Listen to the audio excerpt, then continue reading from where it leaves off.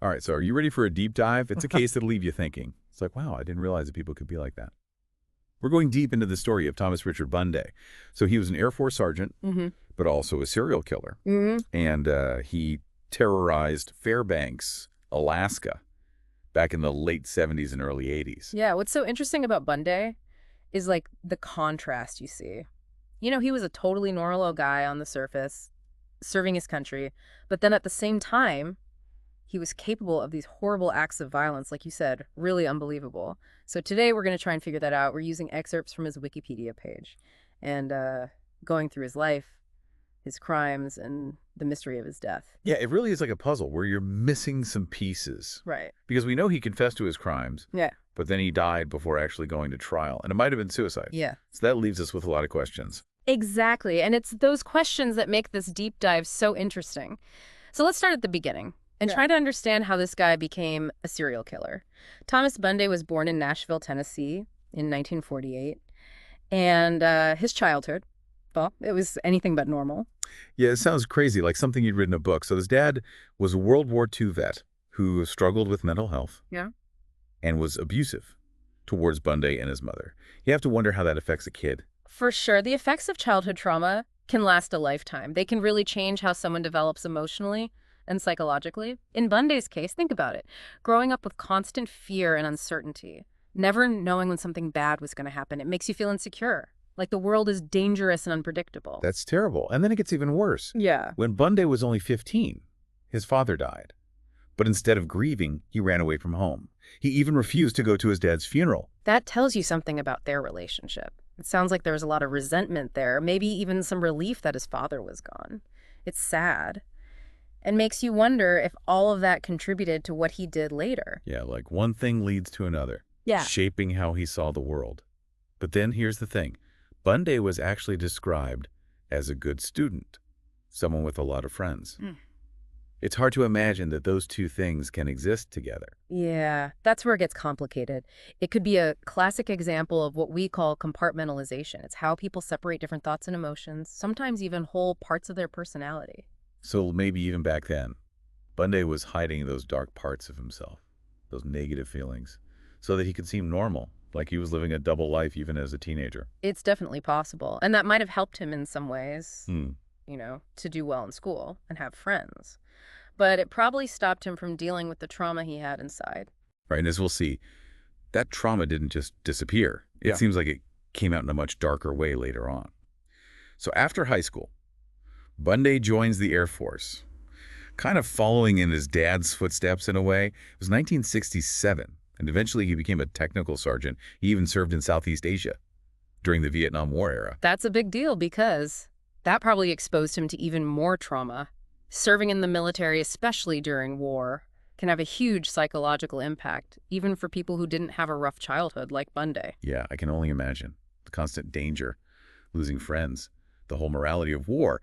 It's a lot to carry. And for someone like Bunday, who was already dealing with so much, it might have been too much. Exactly. We have to remember that trauma builds up. Each experience adds to the last one, creating all these psychological and emotional scars. And for Bunday, those scars were deep. And if the stress of war wasn't enough, something awful happened back home. His wife, who he married right before enlisting, had a child with another man while he was deployed. So adding insult to injury. Yeah, it's a recipe for emotional disaster. Betrayal, rejection, having your trust broken can really mess you up, especially for someone already struggling with past trauma. I can only imagine the anger and resentment he must have felt, like adding fuel to the fire. And when Bunday was stationed in Alaska, you start to see the cracks in his facade. He started showing signs of emotional burnout and even started seeing a psychotherapist. So it seems like he was trying to hold it together Yeah. to maintain some kind of normalcy. But the darkness was starting to come through. What's interesting is that even with all of this going on, he was still functioning as an Air Force sergeant. Yeah, that shows how good he was at compartmentalizing. But it also makes what happened next even more disturbing. Because it was in Alaska that Thomas Bunday's dark side took over. And he started a series of murders that would completely shock the community and leave a lasting mark on Alaska. Okay, let's talk about those murders. His first victim was Glenda Sodeman. She was 19 years old and lived in Fairbanks. She disappeared in August of 1979. They found her body 2 months later in a gravel pit near the highway south of Fairbanks. That first act of violence was a major turning point. It was a huge escalation from emotional problems to a planned act of violence. And what's scary is that it wasn't just a one-time thing. It was only the beginning for Bunday. Less than a year later, in June of 1980, 11-year-old Doris Oring was kidnapped and murdered. It's horrifying that he targeted such a young victim, and it makes you wonder what was going on in his mind. The fact that he killed both young girls and adult women makes you think that his motives were more complex. It wasn't just about a specific type of victim. Like he wasn't focused on a physical type, Yeah. but something deeper and darker. Yeah, it's a chilling thought, and something we'll look at more as we examine the pattern of his crimes and try to understand his psychology. Yeah, it's like a downward spiral, from emotional turmoil to calculated violence. It's hard to believe that someone can hide those urges so well. And that's what's so scary about serial killers. It's not always some obvious monster. Sometimes it's just a normal person Yeah. who has these horrible secrets. And unfortunately, the murders didn't stop there. Right. In January 1981, 20-year-old Marlene Peters disappeared. She was hitchhiking from Fairbanks to Anchorage. So Bunday was becoming more daring, choosing his victims more openly. The fear in Fairbanks must have been intense. And then just a few months later, in March 1981, 16-year-old Wendy Wilson vanished.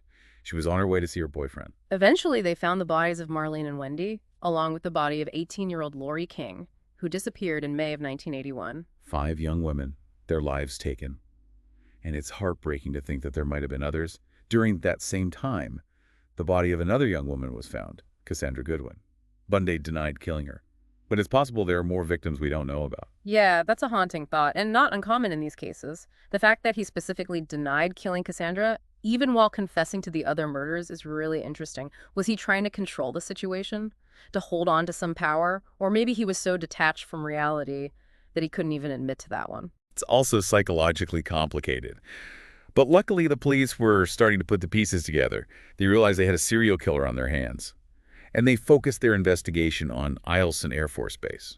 That makes sense, given that many of the victims were found near the base, and there was a witness who reported seeing a man in an Air Force uniform near one of the abduction sites. That was a crucial clue. And as they looked closer at Bunday, his behavior at the base became suspicious. Inappropriate comments to women, unwanted advances.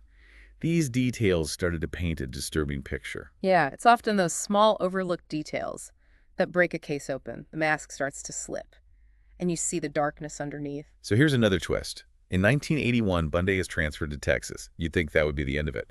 But 2 years later, he's brought back to Alaska for questioning. The police have been working hard on the case, gathering evidence, analyzing timelines, and when they confronted Bunday with what they had, he confessed. He admitted to killing Linda Sodeman, Doris Oring, Marlene Peters, Wendy Wilson, and Lori King. Wow, it's hard to imagine. Sitting across from someone who just admitted to such horrific crimes. What was he like? Did he show any remorse or guilt? According to reports, his confession was detailed, but very matter-of-fact. It shows a disturbing lack of emotion, like he couldn't grasp the seriousness of what he had done. But here's the unbelievable part. Even though he confessed to 5 murders, Bunday was released because of a technicality.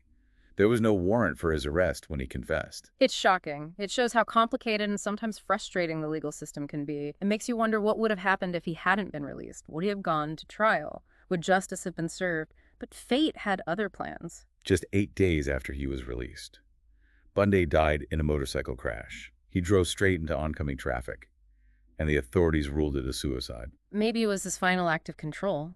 Or was it a way to escape the guilt and remorse? We can only guess. What we do know is that this case leaves us with more questions than answers, and a feeling of unease. It forces us to face the fact that monsters aren't always easy to spot. They can be hiding in plain sight. It challenges our ideas of good and evil, and reminds us that human nature is a complex and sometimes scary thing. And it makes us wonder, what signs might we have missed? Could anything have been done to stop this from happening? These are questions that stay with us. They make us want to understand more, to dig deeper into the darkness of the human mind. Even though we may never fully understand why people do these things, the search for knowledge and awareness is important. Absolutely. So where do we go from here? We've looked at Bunday's troubled past, the escalation of his crimes, the shocking confession, the legal loophole, and his final act of desperation. What can we as listeners learn from this disturbing story? It's like we're trying to solve a puzzle with all these pieces but no instructions. We can see what happened in Bunday's life, how his crimes got worse, but understanding why he did it. Yeah. That's the hard part. You're right. These cases are never simple. We can't just point to one thing and say, that's what made him a monster. It's always a combination of things. Genetics, upbringing, psychology, societal influences, and maybe even just bad luck. I keep thinking about that idea of compartmentalization. It's almost like a superpower. Being able to shut off those dark urges, to act normal, while hiding such terrible secrets. How can we even recognize that in someone? Yeah, that's tough. There's no magic formula, no surefire warning signs. But there are some red flags to watch out for, like a pattern of getting more and more aggressive, not respecting boundaries, or a fascination with violence. So it's not about being suspicious of everyone, but just being aware and trusting our gut feeling when something seems wrong. Exactly. Pay attention to those little things that might seem unimportant. And most importantly, we need to create a culture where it's okay to talk about mental health, where asking for help is seen as a strength. That's a good point. Yeah. If Bunday felt comfortable seeking help, maybe things would have been different. We'll never know for sure, but it definitely shows how important it is to have mental health resources, both in the military and for everyone. Early intervention, support groups, access to good mental health care can make a huge difference. What about those who are already down that dark path, the ones who might not be willing to get help? How do we protect ourselves and our communities from them? That's where personal safety comes in. Be aware of your surroundings. Trust your instincts. Don't be afraid to speak up if something feels wrong. Be proactive, take steps to reduce risks, and don't hesitate to call the police if you need to. And what about those systemic issues, like how Bunday was let go on a technicality, even though he confessed to those murders? Yeah. What can we do to prevent that from happening again? It's a legitimate concern, and it shows that we need to change the legal system, close those loopholes, make sure evidence is handled correctly, push for tougher laws for violent criminals. This case has really made me think. It's scary to realize that evil can hide in plain sight, disguised as normalcy. It reminds us to be vigilant, to be aware, and to work towards a world where these stories are rare, a world where mental health is a priority, where there's support for those who need it, and where justice is served. That's a great message to end on. Thanks for taking us through this difficult and disturbing deep dive. It's definitely a story I won't forget. It reminds me that darkness exists, but so does hope and the power to make a difference. And thank you for listening. Stay curious, stay informed, and stay safe.